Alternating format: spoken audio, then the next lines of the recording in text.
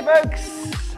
Welcome back to another episode of The Accommodation Show. This is the mini series where we're here at the Here to Stay conference, and I am here with the wonderful Sally Henry from Key Data. Welcome. Thank you, Bart. I'm glad to be here. It's a real fun to have met you. I got to meet you yesterday over a couple of drinks, and we got chatting straight away about all our travels, adventures, journeys, and you've come all the way from Europe to Australia to us about data. Data.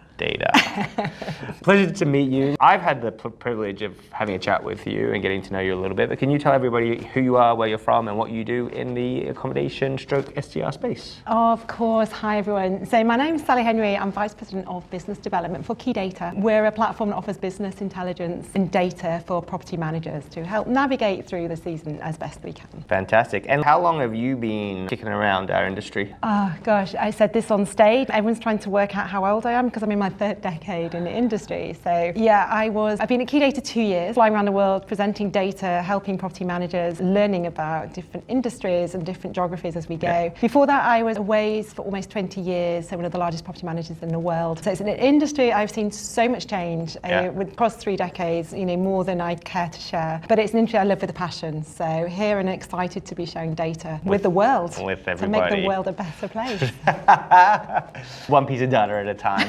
Look, amazing. So you got the keynote, which was great, shared some insight with everybody, which is fantastic. And I think that from my perspective, I remember looking at, is it Transparent, one of the other data providers? And I remember them writing some really interesting reports back, especially during the COVID years. And I remember reading them, and I was like, oh my gosh, this is fascinating. And I like data, I geek out on it all the time. So your product resonates with me a lot. But look, I think what I really wanted to do was, because you have all the experience with the property management side, and you've been in the industry for a long time, because you've been with Key Data for a couple of years, but also because you get to travel all over the world and talk to so many different people. I'd love to see if there's anything that you have in particular that you might want to share with some property managers. If I was to say, what is your top tip for 2025 that you could give the property manager, maybe that's scaling or whatever it is, to help them out for the next year from learnings that you've had recently? What would it be? The number one question that everybody asks us. I guess the first thing is, I'm going to talk about data. It doesn't have to be Key data. It's just, some of it can be macro data. But where we saw this, we obviously had COVID, and then we've had this enormous sort of surge and boom post-COVID. So we've seen a lot of supply come into the industry as well. Yeah. So we've seen these extraordinary growth in ADR and occupancy. But when you see some of the different, even at a continent level, some of those continents almost bottoming out and sort of saying, okay, we've seen this growth until 21, but then prices started to come down. We've seen this growth until 22, and then we're seeing this pressure. And that's basically because more supplies come into the industry. Gotcha. Yeah. So it means that if you're a property manager, you're just getting less of a share of that demand. So in one sense, COVID was amazing for the short-term rental industry once we got over the lockdown element, because people wanted to be in this safe space and they wanted to, and I said, like, okay, we want to go into a short-term rental. Yeah. And at the expense predominantly of hotels at that time.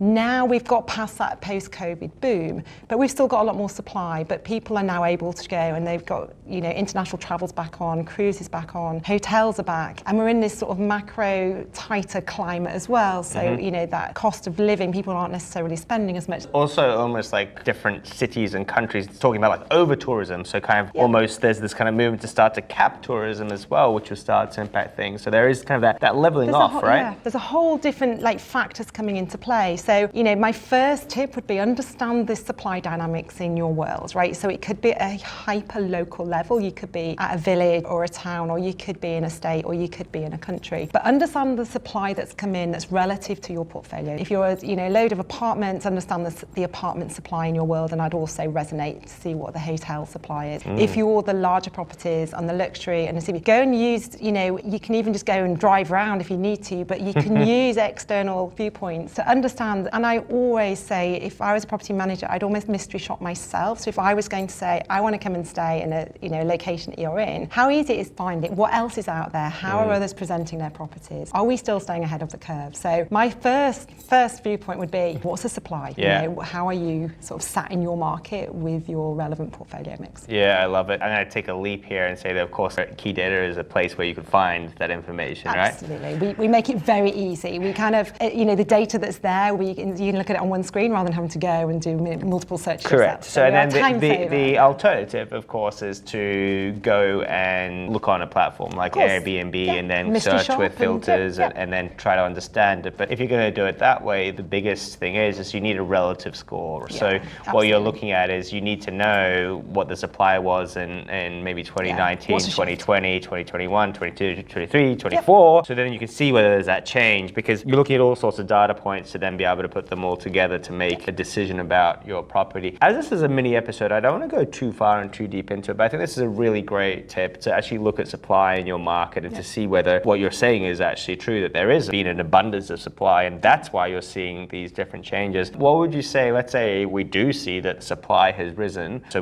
that means that it's more competitive and more saturation in the market. What do property managers do next? Yeah, there's probably two layers, and I always say it's about having these two almost as a pair. So you have occupancy and your rates, and they go hand in hand. You cannot have one without the other. Sure. So when you're starting to see your occupancy, if there has been more supply that's directly competitive to you, you might see your occupancy soften. So that's the time you need to go and look at your rates. Now, I'm not saying you necessarily have to bring them down, but understand what the market's doing. So make considered decisions for your revenue management. So again, at Key Data, we won't tell you reduce your rates, keep your rates high. That's completely up to you, but make informed decisions so you don't look back with regret at the end of the season. Yeah. So look at your occupancy. You might decide you want higher occupancy because of owner churn or for various different reasons, or you might be a hockey stick growth for your own business and actually you just want more occupancy, at the expense potentially of ADR. So that's one strategy. Others may want the higher ADR because their operational costs have gone higher. And again, that's another strategy. So it's about making sure you have the balance, that you're following a strategy and that you're measuring if that strategy is working for you as a company with your portfolio mix. I absolutely love it. And I have a sneaky feeling that we might need to do a little transcription and break down the ADRs and some of those.